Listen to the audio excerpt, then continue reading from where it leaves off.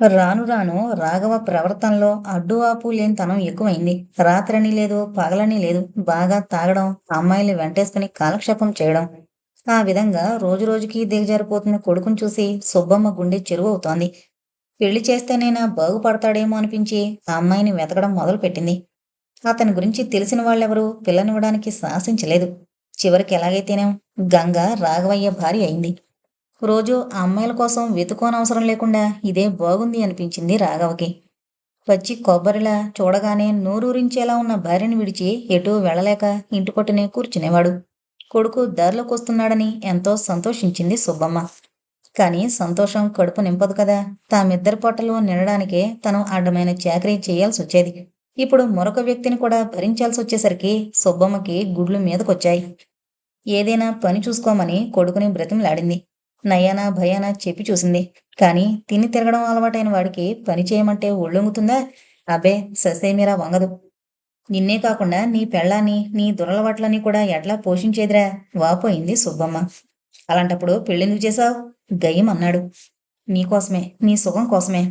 అంటే పెళ్లి కాకముందు నేనేమైనా కష్టపడేవాణ్ణా? నువ్వేడిచి చేస్తున్నావనే నేను పెళ్ళాడాను. తల్లి బాధని నివృత్తి చేయడానికి కంకణం కట్టుకున్న శ్రీరామచంద్రునిలా ఫోజు పెడుతూ అన్నాడు. ఆ, నన్ను ఉద్ధరిస్తావని పెళ్ళాడమని ఏడ్చాను, కోపంగా అంది సుబ్బమ్మ. అందుకే మరి అనుభవించు అనేసి బయటికి వెళ్ళిపోయాడు. గంగ కూడా మరో 4 ఏళ్లలో పని వెతుక్కుంది. రాఘవకి పెళ్ళం మీద కొత్త మోజు తీరిపోయి రుసరుసలు, చిటపట్లు మొదలయ్యాయి. తాగుబోతు మొగుణ్ణి ఏమీ చేయలేక చేసినా ఊరుకోడు కనుక తన కోపాన్ని అత్తగారి మీద తీర్చుకునేది గంగ. కొడుకు అలాంటి పైలా పచ్చీసు మనిషి అని తెలిసి కూడా ఆ విషయం దాచిపెట్టి తన గొంతు కోసిందని అత్తగారంటే కోపం గంగకి. అటు కొడుకు, ఇటు కోడలు చెరో రకంగా రోజు రోజుకి క్షీణించిపోవడానికి, చివరికి ఆమె చావుకి కారణమయ్యారు. తల్లి చచ్చిపోయిందని రాఘవకి బాధ అనిపించలేదు సరికదా, తననిక అడ్డు పెట్టేవాళ్లు లేరని సంతోషించాడు. అప్పట్నుంచి గంగ బ్రతుకు మరీ అన్యాయం అయిపోయింది. బాగా తాగొచ్చి ఆమెని చావగొట్టి ఆమె దగ్గరున్న డబ్బు గుంజుకుని వెళ్ళిపోయేవాడు. ఏటేటా కాన్పులు, దానికి తోడు తిండి సరిగ్గా లేకపోవడంతో గంగ ఆరోగ్యం పూర్తిగా పాడైపోయింది. 2 ఆడపిల్లలు, 3 మగపిల్లలు. తలకు మించిన భారంతో ఖర్చే తప్ప ఆదాయం అట్టేలేని ఆ కాపురం చేయలేక మానసికంగా కుమిలిపోతూ చివరికి ప్రాణాలు విడిచింది గంగ. గంగ మరణం రాఘవయ్యని తీరని దుఃఖానికి గురిచేసింది. తాగడానికి, అడ్డమైన ఆడదాంతో కులకడానికి డబ్బొచ్చే మార్గం మూసుకుపోయింది. కాస్త జ్ఞానం వచ్చిన పెద్ద కొడుకు ఒక దుకాణంలో పనికి కుదురుకున్నాడు. వచ్చే జీతం డబ్బులు తండ్రి కంటపడకుండా జాగ్రత్త పడుతూ తమ్ముళ్ళు, చెల్లెళ్ల ఆలనా పాలనా చూసుకునేవాడు. ఒకరోజు రాఘవ ఇంట్లో ఎవరూ లేని సమయం చూసి ఇంట్లో మట్టి కుండలో ఉన్న బియ్యం తుండుగుడ్లో మూటకట్టి తీసుకెళ్లి అమ్మేసి ఆ డబ్బుతో సారా కొట్టుకి వెళ్లాలని ప్రయత్నిస్తూ ఆఖరి కొడుకు కళ్ళబడ్డాడు. వాడు వెంటనే పరిగెత్తుకెళ్లి పెద్దన్నగారికి ఆ వార్త చేరవేశాడు. శివ వెంటనే ఇంటికి రావాలని ప్రయత్నించాడు గాని యజమాని బేరాలు బాగా వచ్చే ఆ సమయంలో కొట్లో మనిషి లేకపోతే తాను ఇబ్బంది పడాల్సొస్తుంది కాబట్టి ససేమిరా వెళ్ళడానికి వీల్లేదని అన్నాడు. ఆ రాత్రి శివ కొట్లో పని ముగించుకుని ఇంటికొచ్చేసరికి పిల్లలందరూ తలో మూల బిక్కుబిక్కుమంటూ కూర్చునున్నారు. వారిని దగ్గరకు పిలిచి ఏమైందని అడిగాడు శివ. పెద్ద చెల్లెలు తలదించుకుని చేతులు నులుముకుంటూ ఇంట్లో బియ్యం లేకపోవడం వల్ల అన్నం వండలేదని, తినడానికేమీ లేకపోవడం వల్ల ఆకలిగా ఉందని చెప్పింది వెక్కుతూ. తండ్రి మీద చెప్పలేనంత కోపం వచ్చింది శివకి. కాసేపు ఊర్చుకోండమ్మా, నేనిప్పుడే వస్తాను అంటూ తన దుకాణపు యజమానిని అడిగి బ్రతిమాలి బియ్యం మరికొన్ని సరుకులు తీసుకునొచ్చాడు. తనే అన్నం వండి వాళ్ళకి పెట్టి తనకి తినాలనిపించక అలాగే పడుకున్నాడు. పడుకున్నాడన్న మాటే గాని నిద్ర మాత్రం రావడం లేదు. తను సంపాదించి పెట్టాల్సింది పోయి తన తాగుడు కోసం బిడ్డల నోటి ముందున్న తిండిని కూడా తీసుకెళ్లి అమ్మేసే కిరాతకుడు తన తండ్రి. ఆ విషయం తలుచుకున్నప్పుడల్లా అతని శరీరంలోని రక్తం మరిగి ప్రతీకార జ్వాలను కాంక్షిస్తోంది. తన తండ్రి కారణంగా తల్లి పడిన బాధలు కళ్ల ముందు గిరగిరా తిరుగుతున్నాయి. గంగ చివరి క్షణం వరకు ఏదో విధంగా 4 డబ్బులు సంపాదించి పిల్లలతో పాటు మొగుడికి ఇంత గంజినీళ్లు పోసింది. ఆమెని తిట్టి కొట్టి దగ్గరున్న డబ్బులు గుంజుకెళ్ళిపోవడం రాఘవకి ఆట. సుబ్బమ్మ కొడుక్కి పెళ్లి చేసిన వెంటనే గుడిసె మధ్యలోకి అడ్డుగా తడిక పెట్టించి కొడుకు, కోడలికి మాటు ఏర్పాటు చేసింది. ఇప్పుడు ఆ తడిక పూర్తిగా పాడైపోయింది. అంతటా చిల్లులే. ఆ చిల్లుల్లో నుంచి రాక్షసుళ్ళ తల్లిని జుట్టుపట్టి కొట్టడం, డొక్కలో తన్నడం, డబ్బులు అవసరమైతే కాళ్ళు పట్టుకుని బ్రతిమలాడడం అన్నీ స్పష్టంగా కనిపించేవి. కాని చిన్నతనం. అడ్డుపడితే తండ్రి తనని చావగొడతాడని భయపడేవాడు శివ. తండ్రి పోలికే పిల్లలు కూడా వస్తుందేమోనని కుమిలిపోతూ పెద్దవాడైన శివని దగ్గర కూర్చోబెట్టుకుని తన మనోవేదనని వాడికి నివేదించుకునేది. తను ఎటువంటి దురలవాట్ల జోలికి పోనని, తమ్ముళ్ళని, చెల్లెళ్ళని జాగ్రత్తగా చూసుకుంటానని తల్లిని ఊరడిస్తుండేవాడు. ఏదైనా పని చూసుకుని తల్లిని సుఖపెట్టాలని ఆరాటపడేవాడు. మరీ 10 ఏళ్లైనా నిండని వాడికి ఏం పని దొరుకుతుంది? ఎవరిస్తారు పని? ఆ పసి వయసులో అంకురించిన కోరిక తీరకముందే కాలం తీరి వెళ్ళిపోయిందా తల్లి. ఆ తర్వాత పిల్లలకింత తిండైనా పెట్టాలనే ఆరాటంతో పని వెతుక్కున్నాడు. తనకొచ్చే సంపాదన అందరూ గంజినీళ్లు తాగడానికి కూడా సరిపోవని అతనికి తెలుసు. అందుకే పగలంతా దుకాణంలో పనిచేసి రాత్రిపూట రిక్షా లాగడానికి రిక్షాలద్దెకిచ్చే యజమానితో మాట్లాడి ఒప్పించొచ్చాడు. తన దుకాణపు యజమాన్ని వెంటబెట్టుకుని వెళ్ళి. కానీ ఇలా దారుణంగా కన్నతండ్రి చేతే తన సంపాదన దోపిడీ చేయబడుతుంటే అతనిలోని అణువణువు దహించుకుపోతుంది. చెక్క తలుపు చొప్పుడయ్యేసరికి దిగ్గున లేచి కూర్చున్నాడు శివ. తాగిన మైకంలో ఒళ్ళు తెలియకుండా తండ్రి అరిచే అరుపులు కర్ణ కఠోరంగా వినిపిస్తూ అతన్ని మరింత రెచ్చగొడుతున్నాయి. చివ్వున లేచి తలుపు తీసుకుని గుమ్మానికి అడ్డుగా నిలబడ్డాడు. నూనుగు మీసాలతో ఉన్న ఆ యువకుడు వయసుకు మించి పెద్దవాళ్లా కనిపిస్తున్నాడు. కళ్ళు చింతనిప్పుల్లా ఉన్నాయి. రై అడ్డులే! అరుస్తూ అతని మీదకు తూలాడు రాఘవ. తాగిన మైకంలో అతని శరీరం స్వాధీనం తప్పుతోంది. తన దారికి అడ్డొచ్చిన కొడుకు మీద కోపం ముంచుకొస్తోంది. నేను లేవను, నువ్వు ఈ కొంపలు అడుగు పెట్టడానికి వీలేదు. దూసుకొచ్చింది సమాధానం. ఒరేయ్, తండ్రికే అడ్డు నిలిచి ఎదురు సమాధానం ఇచ్చేంత మొగడువైపోవేట్రా? అనవసరంగా నా కోపం తెప్పించుకో. ఛీ, నువ్వు తండ్రివా? అలా చెప్పుకోవడానికి నీకు సిగ్గనిపించడం లేదు? తాగొచ్చి ఆ మైకంలో అమ్మ పట్ల దారుణంగా ప్రవర్తించి మమ్మల్ని కన్నావే గాని ఏనాడైనా మా మంచి చెడ్డలు చూసావా? ప్రేమగా లాలించావా? ఆప్యాయంగా దగ్గరకు తీసుకుని ముద్దులాడావా? ఎంతసేపు నీ తిరుగుడు తాగుడు జల్సాలతో పొరలు కమ్మున్న నీ కళ్ళకి మేము ఏనాడు కన్నబిడ్డల్లా నీకు కనిపించలేదు. అమ్మ కనుక ఎన్నాళ్ళు భరించింది. అదే మరో ఆడదై ఉంటే నిన్ను నరికి పోగులేసి ఉండేది. శివ, అనవసరంగా నాతో వాదించక అడ్డులే. లేవను. ఇంక నువ్వు ఇంట్లో కాలు పెట్టడానికి లేదు. ఎంతకాలం కన్న తండ్రివన్న ఉద్దేశంతో నువ్వేం చేస్తున్నా నోరు మూసుకుని ఊరుకున్నాను. ఈరోజు ఈరోజు నువ్వు నీ కన్నబిడ్డల నోటి ముందు నుంచి అన్నముద్ద లేకెళ్ళమ్ముకుని నువ్వు తాగేసొచ్చావు. నువ్వసలు తండ్రివా, రాక్షసుడివా? అతని ఆవేశం కట్టలు తెంచుకుంటోంది. రై, అడ్డు తప్పుకుంటావా లేదా? తప్పుకోను. నువ్వు ఇంట్లో అడుగు పెట్టడానికి వీల్లేదు. నీకు మాకు ఏం సంబంధం లేదు. తండ్రిని వెనక్కి నెట్టేసి లోపలికొచ్చి తలుపు మూసేసి పక్క మీద పడుకున్నాడు శివ. బయటనుంచి రాఘవ తలుపు దబదబా బాదాడు. తలుపు విరిగి కింద పడుతుందేమో అనిపించింది. నోటికొచ్చిన బండబూతులు తిడుతున్నాడు. నిర్వికల్ప సమాధిలో ఉన్న మౌనిలా శివ కదల్లేదు, మెదల్లేదు. కాసేపటికి రాఘవ గొంతు దూరమైంది. అతను ఎటో వెళ్ళిపోయాడని గ్రహించాడు. అమ్మా, నన్ను మన్నించు. బాధ్యతారహితంగా ప్రవర్తించేవాడిని కన్నతండ్రైనా సరే భరించే శక్తి నాకు లేదు. తమ్ముళ్ళని చెల్లెళ్ళని బాగా చూసుకుంటానని నీకు మాటిచ్చాను గనుక ఆ మాటను నిలబెట్టుకోవడానికి నా శాయశక్తులా శ్రమిస్తాను. కడుపు నిండా వారికి తిండి పెట్టలేకపోయినా కడుపు మాడుచుకోవలసిన పరిస్థితి మాత్రం రానివ్వను అనుకున్నాడు శివ తల్లిని తలుచుకుని. తల్లి ఆనంద బాష్పాలు రాలుస్తూ తన తలని ప్రేమగా నిమురుతున్నట్లు అనిపించి నిశ్చింతగా కళ్ళు మూసుకుని నిద్రకుపక్రమించాడు శివ. అర్ధరాత్రి దాకా కొడుకుని తిట్టుకుంటూ తూలుకుంటూ పిచ్చిగా రోడ్డు మీద తిరిగి శరీరం స్వాధీనం కోల్పోగా చివరికి ఒకచోట కుప్పలా కూలిపోయాడు రాఘవ.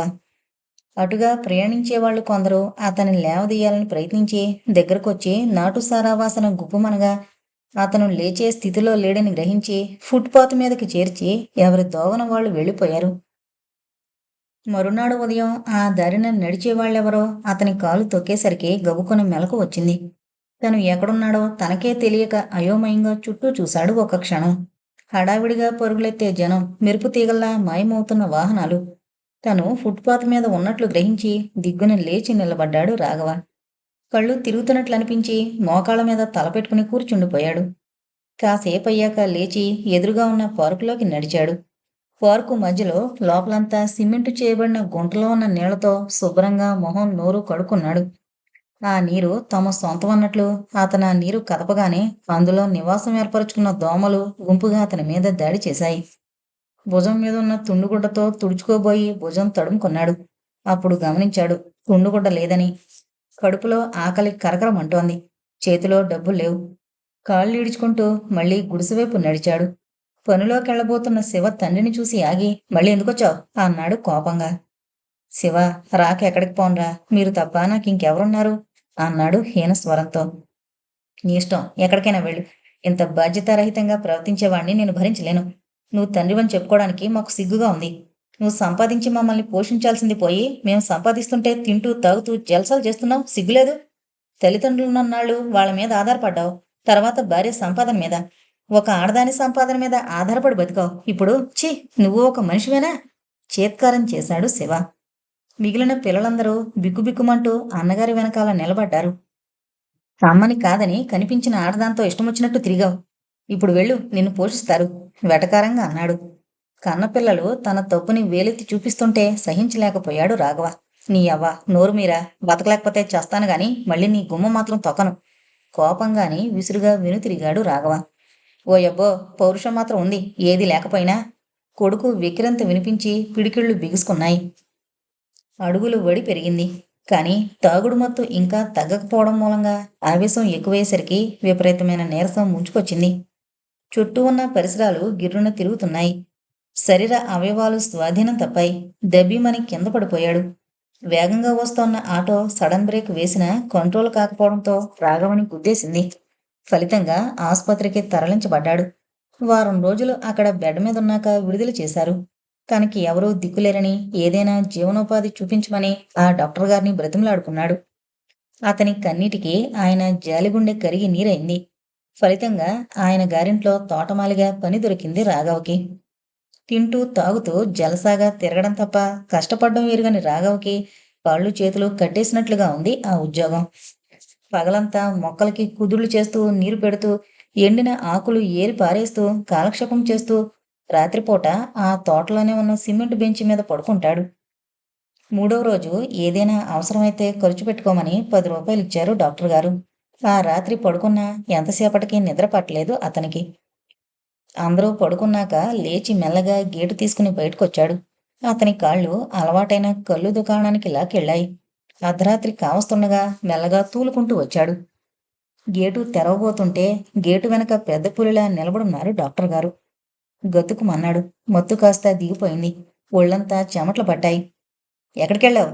గర్జించాడు డాక్టర్. ఇప్పుడే అలా. ఎంత ప్రయత్నించినా నోట్లో నుంచి మాట రావడం లేదు రాఘవకి. రాస్కెల్, ఇప్పుడే అంటున్నావు? గేటు తీసిపెట్టిపోయావు, బుద్ధి లేదు? అతని వాలకం చూసి తాగొచ్చినట్లు గమనించేశాడు. కాళ్ళా వేళ్లా పడి ఏడిస్తే అయ్యో పాపం అనుకుని ఆశ్రయం ఇచ్చాను. ఇలాంటి తాగుబోతు వేదవని తెలిస్తే చచ్చినా గుమ్మంలో అడుగు పెట్టించేవాణ్ణి కాదు. ఇక నీకు మా ఇంట్లో పని లేదు. గెటౌట్. గేటుకి తాళం వేసుకుని మరీ లోపలికి వెళ్ళిపోయి తలుపులో బెడాయించుకున్నాడు. కాళ్ళు ఈడ్చుకుంటూ వెనుతిరిగాడు రాఘవ. అలా ఎంతసేపు నడిచాడో అతనికే తెలీదు. తలెత్తి చూసేసరికి ఎదురుగా రైల్వే స్టేషన్. అందరూ నిద్రలో జోగుతున్నారు. లోపలికెళ్ళి తను కటిక నేల మీద పడుకున్నాడు. మరనాడు గాని మెలకువ రాలేదు. తీరా నిద్ర లేచాక ఏం చెయ్యాలో తోచలేదు. చేతిలో డబ్బులు లేవు. కడుపులో ఆకలి. ఎవరివైనా సామాన్లు మోసైనా 4 డబ్బులు సంపాదించాలనుకున్నాడు. కాని లైసెన్సు కూలీలు అడ్డుపడ్డారు. చేయి చాపి అడుక్కున్నాడు ఆకలి కాగలేక. ఆ మూల నుంచి ఈ మూలకి 4 సార్లు తిరగ్గా తిరగ్గా 90 పైసలొచ్చాయి. ఒక బన్ను కొనుక్కుని తిని టీ తాగాడు. ఆత్మారాముడు శాంతించాడు. కాస్త ఓపికొచ్చింది. ఎటైనా వెళదామని బయలుదేరాడు. వెంటనే గుర్తొచ్చింది. బయటికి వెళితే మళ్ళీ రాలేడు లోపలికి. రాత్రి అందరూ నిద్రలో ఉన్నారు కనుక ఎలాగో వచ్చేశాడు. ఇప్పుడైతే ప్లాట్ఫామ్ టికెట్ అడుగుతారు. కొనడానికి తన దగ్గర డబ్బులేవి? ఆ డబ్బులే ఉంటే ఇలా ముష్టడుకోవలసిన గతేంటి? ఆలోచన రాగానే బయటికి వెళ్లే ప్రయత్నం విరమించుకున్నాడు రాఘవ. అక్కడే ఉండి ఏం చెయ్యాలి? కాసేపు అటు ఇటు తిరిగాడు. ఏదో రైలొచ్చి స్టేషన్లో ఆగింది. ప్రయాణికులందరూ ఎక్కుతుంటే యాంత్రికంగా వారితో పాటు తను ఎక్కి కూర్చున్నాడు. ఆ రైలు ఎక్కడికి వెళుతుందో తెలీదు. అసలు గమ్యమే లేని తనకి ఎక్కడికి వెళితే ఏం? ఈ విశాల విశ్వంలో ఎక్కడోక్కడ తనకింత చోటు దొరకపోతుందా అనుకున్నాడు. ఆ జనరల్ కంపార్ట్మెంట్లో జనం కిక్కిరిసిపోయి ఉన్నారు. టిక్కెట్లు చెక్ చేయడానికి వచ్చిన కలెక్టర్ ఒక మూలగా ముడుచుకుని పడుకునున్న రాఘవని చూసుకోలేదు. అతనికి ముందు కూర్చున్న వారి టిక్కెట్లు చెక్ చేసి వెనక్కి వెళ్ళిపోయాడు. అలా టీసీ బార్ నుంచి బయటపడి తెలతెలవారుతుండగా లేచి కూర్చున్నాడు. కాసేపటికి బండి ఆగింది. అందరితో పాటు తను దిగాడు. అక్షరాలు కూడబలుపుని చదివి తను హైదరాబాద్ వచ్చినట్లు గ్రహించి చిన్నప్పుడు తను చదువుకున్న చదువు సార్థకమైందని భావించాడు. మళ్ళీ ఆలోచన. కిం కర్తవ్యం? కడుపులో కోపంతో అరుస్తోన్న ఆత్మారాముడి మీద చచ్చేంత కోపం వచ్చింది అతనికి. అస్తమానం అలా కరకరలాడడం తప్ప వేరే పనేం లేదా అని తిట్టుకున్నాడు కసిగా. గత్యంతరం లేక మళ్ళీ చేయి చాపాడు. అడుగడుగునా ఎదురయ్యే ముష్టి వాళ్ళకి దానం చేయగల ఆర్థిక స్తోమత, నిస్వార్థ బుద్ధి అందరికీ ఉండదు కాబట్టి ఆ ప్లాట్ఫారం మీద జనం ఎక్కువగా ఉన్నప్పటికీ సరిపడా మాత్రమే డబ్బులు దొరికాయి. ఇలా ఎన్నాళ్ళు? హఠాత్తుగా ఇన్నాళ్ల తర్వాత మొదటిసారిగా అతని మనసులో ఉదయించిన ప్రశ్నది. ఆలోచిస్తూ బయటకొచ్చాడు రాఘవ. తాపీగా సిగరెట్ తాగుతూ కబుర్లు చెప్పుకుంటున్న రిక్షా వాళ్లతో పరిచయం పెంచుకున్నాడు. తనకి ఒక రిక్షా ఇప్పించమని ప్రాధేయపడ్డాడు. అడుగేయడానికే ఓపిక లేని నువ్వు రిక్షా ఎలా తొక్కుతావని వింతగా చూశారు వాళ్ళు. ఆకలి తీర్చుకోవడానికి ఏదో మార్గం దొరికేదాకానైనా ఎలాగో తొక్కుతానని బ్రతిమలాడాడు. గత్యంతరం లేక సరేనని తమ యజమాని దగ్గరికి తీసుకెళ్లారు రాఘవని ఆ రిక్షాల వాళ్ళు. వాళ్ళందరూ తమకి బాగా తెలిసినవాడు అని చెప్పిన తర్వాత కాదనలేక మర్నాటి నుంచి రిక్షా తీసుకువెళ్ళమని చెప్పాడా యజమాని.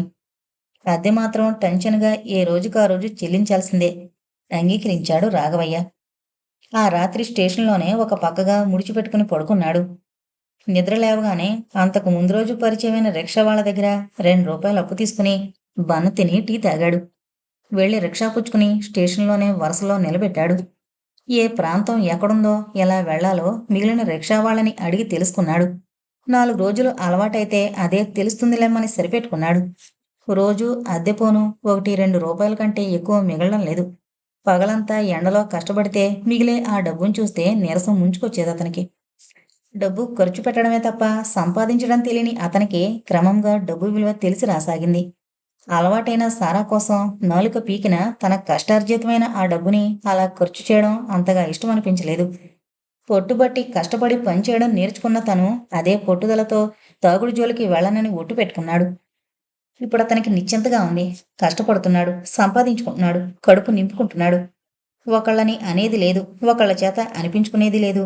తిండిపోను ₹1.5 మిగిలితే అన్నీ దాచిపెట్టి మారుబాటులేని ఇబ్బంది నుంచి తప్పించుకోవడానికి దావతి, తుండుగుడ్డ కొనుక్కున్నాడు. స్నేహితులైన రిక్షా వాళ్ల సాయంతో చిన్న గుడిసె అద్దెకు తీసుకున్నాడు. పగలంతా రిక్షా తొక్కడం, ఇంత ఉడకేసుకుని తినడం, హాయిగా నిద్రపోవడం తప్ప మరో ధ్యాస లేదు అతనికి. ఎవరి జోలికి అనవసరంగా వెళ్ళడని పెద్దవాడని మిగిలిన రిక్షా వాళ్లకు కూడా అతనంటే అభిమానం ఏర్పడింది. ఇది తనకి మరో జన్మ కాదు కదా. తనలో తనే ఆశ్చర్యపోయేవాడు రాఘవయ్య.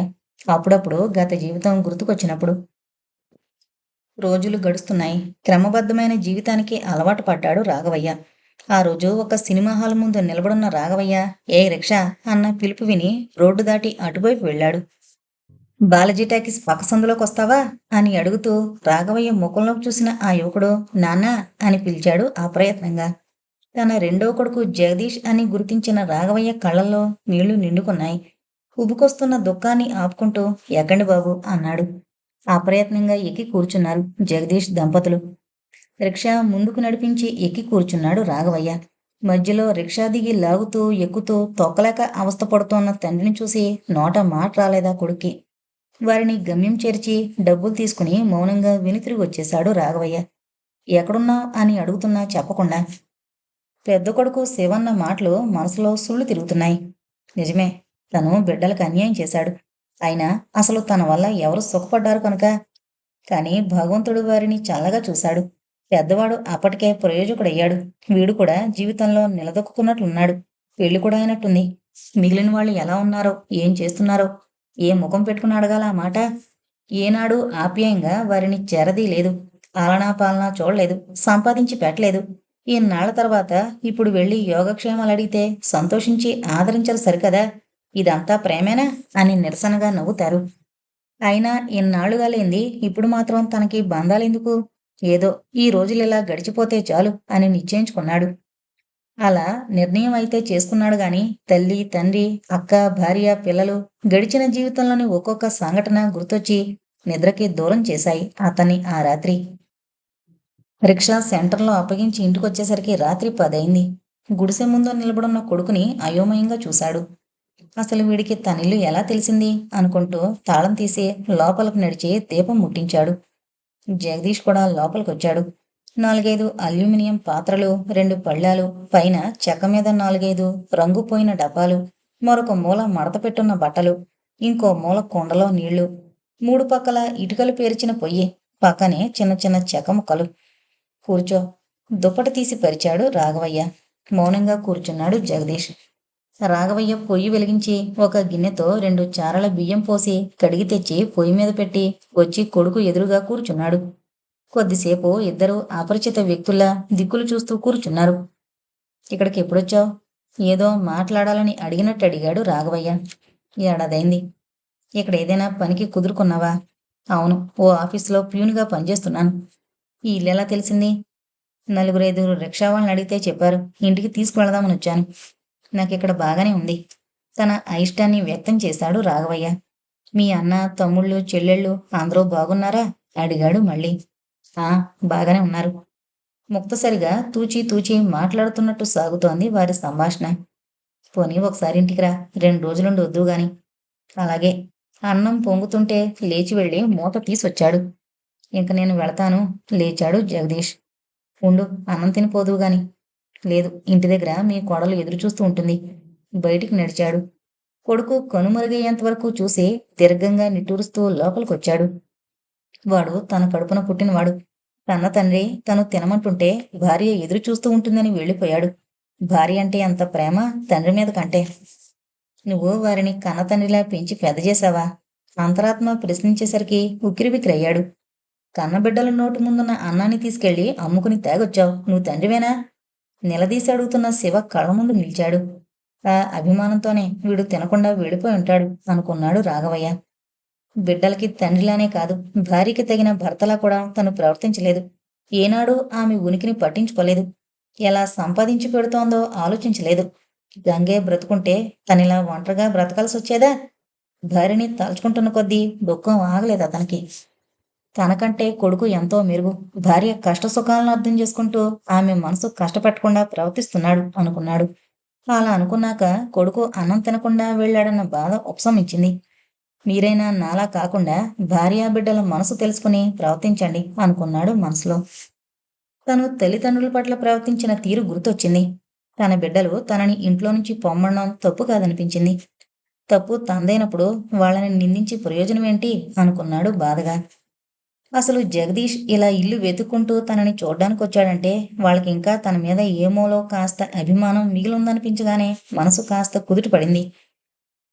పక్క మీద అటు ఇటు దొర్లుతూ నిద్రపట్టక ఆ చీకట్లో కళ్ళు విచ్చుకుని చూస్తూ పడుకున్నాడు రాఘవయ్య. జగదీష్ దగ్గరగా ఉన్న తలుపు తోసుకుంటూ లోపలికొచ్చాడు. దుప్పటి ముసుగు పెట్టి వణుకుతూ పడుకునున్నాడు రాఘవయ్య. నాన్నా పిలిచాడు దుప్పటి ముసుగు తొలగిస్తూ. మెల్లగా కళ్ళు తెరిచి చూశాడు రాఘవయ్య. జ్వరం ఎప్పటినుంచి?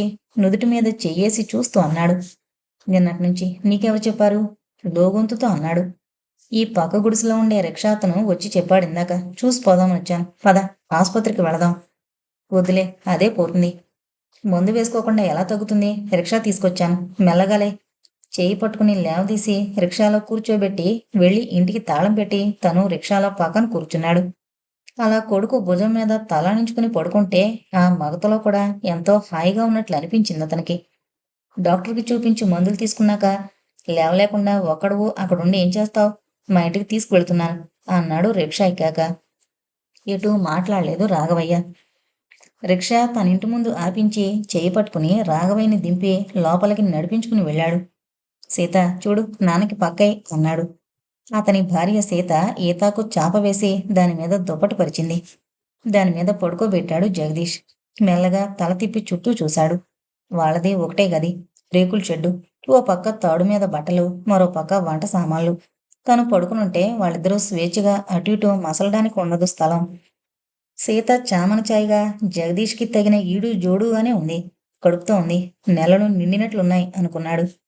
జగదీష్ కాళ్ళు కడుక్కొచ్చి సీత అన్నం పెట్టు, డ్యూటీకి వెళ్ళాలి అంటూ పళ్ళెం పట్టుకుని మరీ కూర్చున్నాడు. సెలవు చీటి ఇస్తానన్నావుగా, ఇవ్వలేదా అంటూ అన్నం వడ్డించింది సీత. నేనే ఆఫీసర్ గారింటికి వెళ్ళి చెప్పాను, మధ్యాహ్నానికి డ్యూటీకి రమ్మని చెప్పాడు. గబగబా 4 ముద్దలు తినేసి హడావిడిగా వెళ్ళిపోయాడు. ఆ రాత్రి వాళ్ళిద్దరికీ పడుకోవడానికి చోటు చాలలేదు. మరునాటికి రాఘవయ్యకి జ్వరం కాస్త తగ్గింది. జగదీష్ తనే డాక్టర్ దగ్గరికి వెళ్ళి మందులు తీసుకునొచ్చాడు. బన్రొట్టి తిని టీ తాగాడు. మగతగా నిద్రపట్టిన రాఘవయ్యకి బయటనుంచి వినిపిస్తోన్న మాటలకి మెలకు వచ్చింది. అయితే మీ మామ గ్రంథసాంగుడేనన్నమాట. ఎవరిదో కొత్త గొంతు. మరేటనుకున్నావు పిన్ని? బతుకున్నన్నాళ్ళు మాతని కాల్చుకు తిన్నాడంట. తాగడం, ముండలతో తిరగడం. అబ్బో, ఏం చెప్పమంటావు లేదు. మా అతనే కాదు, ఆళ్ళమ్మను కూడా సచ్చే వరకు ఏడిపించుకొని తిన్నాడంట. సీత గొంతు గుసగుసగా వినిపిస్తోంది. నేనేం చేస్తే మీకెందుకు? గట్టిగా అరవాలనిపించినా ఎలాగో నిగ్రహించుకున్నాడు రాఘవయ్య. తనలా ప్రవర్తించగలిగింది వాళ్ళంటే తప్పేంటి అనుకుని స్థిమితపడ్డాడు. ఆ మరునాటికి జ్వరం పూర్తిగా తగ్గిపోయింది. చారన్నం తిన్నాడు. కొడుకు వద్దంటున్నా వెనక పట్టుబట్టి తనింటికొచ్చేశాడు. అక్కడ ఉండబట్టలేక. ఓపిక లేక 4 రోజులు రిక్షా తొక్కడం మానేసినా, ఐదో రోజు నుంచి మళ్ళీ మొదలుపెట్టాడు రాఘవయ్య. అప్పుడప్పుడు డ్యూటీ ముగించుకుని ఇంటికి వెళుతూ వచ్చి చూసి వెడుతున్నాడు జగదీష్. ఆ రోజు జగదీష్ వచ్చి, సీతకు కొడుకు పుట్టాడు. ఊరు నుంచి అన్న వదిన వచ్చారు. రారాదు అన్నాడు. అయిష్టంగానే బయలుదేరాడు. తండ్రిని చూడగానే ముఖం పక్కకు తిప్పుకున్నాడు శివ. ఆ రోజు తండ్రిని ఇంట్లో నుంచి పొమ్మన్నాక సుమారు 10 సంవత్సరాల తర్వాత మళ్ళీ తండ్రిని చూడ్డం, అది ఏం మాట్లాడాలో తోచలేదు ఎవరికీ. శివన్నకి 2 పిల్లలు. పిల్లల్ని దగ్గరకు తీయబోయాడు. బూచిని చూసి భయపడినట్లు భయపడుతూ తల్లి ఒళ్ళో దాక్కున్నారు వాళ్ళు. సీత పక్కలో పడుకునున్న పసివాణ్ణి చూశాడు. ఎత్తుకుందామనిపించినా ఆ ప్రయత్నం విరమించుకున్నాడు. ఆ పూట అక్కడే భోంచేయమని బలవంతం చేస్తే ఎలాగో తిన్నాననిపించాడు ఇష్టం లేకపోయినా. ముళ్ళ మీద ఉన్నట్లు కాసేపుండి బయలుదేరొచ్చేశాడు. తన వాళ్ళ మధ్య తనే ఇమడలేకపోతున్నాడు ఎందుకో. ఎందుకేంటి? అదుపు హద్దులేని తన ప్రవర్తనే కారణం. విరక్తిగా నవ్వుకున్నాడు రాఘవయ్య. రాఘవయ్యకి రాను రాను రిక్షా తొక్కే ఓపిక పోయింది. జగదీష్ వచ్చి తన దగ్గర ఉండమని చెప్పాడు.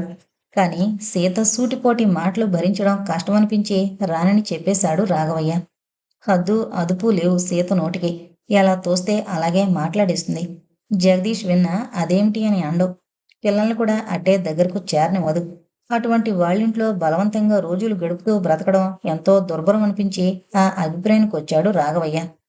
ఎలాగో అలా గంజినీళ్లు తాగి తన బ్రతుకు తానే గడపదలుచుకున్నానని చెప్పేశాడు కొడుకుతో. తండ్రినలా ఒంటరిగా వదిలేలేక ఎవరో చెప్పగా విని ముషీరాబాద్లోని ఆ వృద్ధుల నివాస గృహంలో చేర్పించాడు జగదీష్. అప్పుడప్పుడు తనొచ్చి చూసి పోతున్నాడు. అంతా విన్న లక్ష్మమ్మ, తమ్మి, అదేంటయ్యా అట్టానా బతికేది? మన ఈ బతుక్కి ఈ జన్మకి ఒక సార్థకత ఉండద్దా? ఇంటి ముందు గొడ్డు ఇంటెనక చెట్టు బతుకుతున్నట్లు మనం బతికితే అట్టా అంది. నిజమే అక్క. అప్పుడు నాకింత ఆలోచన లేదు. అందుకే నేను వాళ్ళెవరినీ తప్పు పట్టను అన్నాడు పశ్చాత్తాపం నిండిన గొంతుతో. తాతయ్య, పశువులు పక్షులు కూడా తనతో జతకట్టిన పక్షుల్ని పిల్లల్ని ఎంతో ప్రేమగా చూసుకుంటాయి. బుద్ధి జ్ఞానం ఉన్న మనుషులం మనం. వాటికంటే అధ్వానంగా బ్రతికితే మనిషిగా పుట్టినందుకు సార్థకత ఏమిటి అంది రాణి. అవును తల్లి, అందుకే నాకు ఈ శిక్ష, అజ్ఞాతవాసం. ఆ పాపం నుంచి విముక్తి పొందడానికే అనుక్షణం దైవ ప్రార్థనతో కాలం గడుపుతున్నాను అన్నాడు. సర్లేవే, గుడ్డొచ్చి పిల్లని వెకిరించినట్లు నువ్వు నీతులు చెప్పడం మొదలు పెడితే అయినట్టే. నోరు మూసుకో కసిరింది లక్ష్మమ్మ. అబ్బో, ఇప్పుడు మీ తమ్ముని నేనేమీ అనడం లేదు. మాట వరసకు అన్నానంతే అంది రాణి నవ్వుతూ. ఇప్పుడు మీ అందరినీ కలుసుకోవడం నాకు చాలా సంతోషంగా ఉందమ్మా అన్నట్లు 2వ తారీఖు ముహూర్తానికి అనంతు సరేనన్నాడు. చెప్పాడు. ఇంకా వారం రోజులే కదా వ్యవధుంది. అతనింకా వాళ్ళ ఊరు వెళ్ళి రావాలిగా అన్నాడు అప్పారావు. ఏకంగా పెళ్ళయ్యాకే వెళతాడట. అదేం మాట తమ్మి, ఆనాక వాళ్ళమ్మ నాన్న దగ్గర మనం మాట పడాల్సి వస్తుంది కదా అంది లక్ష్మమ్మ. అదే నేను చెప్పాను. పర్లేదు, అవన్నీ నేను చూసుకుంటాను అంటున్నాడు ఆ కుర్రాడు. అదెట్టా? అత్తమ్మ నువ్వు పోయి ఆళ్ళతో మాట్లాడి రారాదు అన్నాడు అప్పారావు. అవునక్క, అప్పారావుని వెంట పెట్టుకుని నువ్వెళ్ళి మాట్లాడరా అన్నాడు రాఘవయ్య. అలాగేనంది లక్ష్మమ్మ. ఆ విషయం అనంతతో చెప్తే, ముందుగా తెలిస్తే మా వాళ్ళు ఈ పెళ్లికి ససేమిరా ఇష్టపడరని, పెళ్ళైపోతే ఇంకేమీ చేయలేరు కాబట్టి నోరు మూసుకుని ఊరుకుంటారు అన్నాడు. దాంతో అందరూ సరేననక తప్పలేదు. ఆశ్రమంలో అనంతకి వాణికి పెళ్ళైపోయింది. వాణి ముఖంలో కోటి చందమామల కాంతి. తన కూతుళ్ళకి తను పెళ్లి చేయలేకపోయాడు. వారి ముఖంలోని కాంతిని చూసి ఆనందించే అదృష్టం తనకి లేకపోయింది అనుకోగానే రాఘవయ్య ముఖం వివరణమైంది. స్వయంకృతాపరాధం. నోరు మూసుకో. శుభమాని వాళ్ళు పెళ్లి చేసుకుంటుంటే ఈ ఏడుపు ముఖమేమిటి కసిరింది అంతరాత్మ. సర్దుకుని ఉత్తరీయంతో ముఖం తుడుచుకున్నాడు. పెళ్లికొచ్చిన జగదీష్ని పిలిచి లక్ష్మమ్మకి చూపించాడు. మేనల్లుని దగ్గర కూర్చోబెట్టుకుని ఆప్యాయంగా పలకరించి, ఒరే బాబు, జరిగినవన్నీ మర్చిపోయే నాన్నని అభిమానంగా చూడండిరా. ఇంకా బతికినన్నాళ్ళు బతకడు అంది. మేం రమ్మన్నా రావడం లేదత్తా. ఆయనకి ఎక్కడ ఉండాలనిపిస్తే అక్కడే ఉంటాళ్లే అని ఊరుకున్నాం చేసేది లేక అన్నాడు జగదీష్. నిజమేననుకో. కాస్త 4 రోజులకొకసారి వెళ్ళి చూస్తుండండి మరి. తమ్ముడి మీద ఆవిడకున్న అభిమానానికి మురిసిపోతూ అలాగే అన్నాడు జగదీష్. వృద్ధుల నివాస గృహంలో ఉన్న అందరినీ పిలిచి భోజనాలు పెట్టారు. వృద్ధులందరూ నవదంపతుల్ని ఆశీర్వదించారు మనసారా. ఆ సాయంకాలం ఇంటికి వెళ్ళిపోయారు.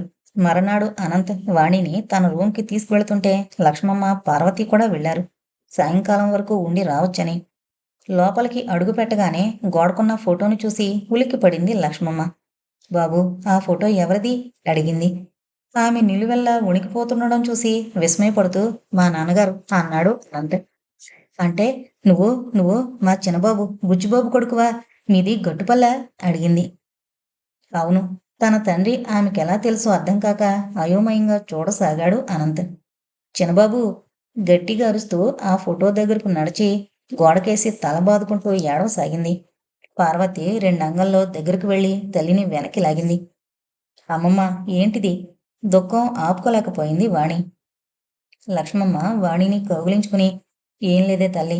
ఆ మహారాజు పిరికితనం వల్ల నేను ఆనాడు కోడలుగా ఆ ఇంట్లో అడుగు పెట్టలేకపోయాను. ఆయన కొడుకు చొరవ చేసి నీ మెడలో తాళి కట్టాడు. నా బదులు నా మనవరాలివి నువ్వు కోడలుగా ఆ ఇంట్లో అడుగు పెడుతున్నావు అని అనంత్ చేతులు పట్టుకుని, ఎవరేమన్నా ఎవరు కాదన్నా నా బిడ్డకు అన్యాయం చేయకు బాబు, నా బిడ్డని దిక్కులేందని చేయకు బాబు అంటూ ఏడ్చేసింది. అమ్మమ్మ గారు, మీరు అనవసరంగా ఆవేశపడుతున్నారు. వాణికి నేను ఎప్పుడూ అన్యాయం చేయను. మా అమ్మ ఇష్టపడదని, పెళ్లి జరగనివ్వదని నేనిలా చెప్పకుండా చేసుకున్నాను గాని, మా నాన్న నా మాట కాదనరు. మమ్మల్ని మనస్ఫూర్తిగా ఆశీర్వదిస్తారు. మీరు నిశ్చింతగా ఉండండి నమ్మకంగా చెప్పాడు అనంత్. వాణి లక్ష్మమ్మ చేత కాసిన్ని మంచినీళ్లు తాగించింది. ఆ నీళ్లు గుటకేస్తూ కళ్ళు తేలేసింది లక్ష్మమ్మ. పార్వతి, వాణి ఒక్కసారిగా భోరుమన్నారు. అనంత్ గాబరాగా బయటికి పరిగెత్తి రాఘవయ్య అప్పారావుని పిలుచుకునొచ్చాడు. ఇన్నాళ్ళకి కనిపించిన అక్క అంతలోనే శాశ్వతంగా దూరమైపోయిందని తెలిసి దుఃఖం ఆపుకోలేకపోయాడు. వెక్కి వెక్కి ఏడుస్తోన్న రాఘవయ్య దగ్గరకొచ్చి, మావయ్య, ఆయన ఏమనడగాలో తెలియక ఆగిపోయింది పార్వతి. మీ నాన్న పిడుగుపడినట్లు అదిరిపడింది పార్వతి.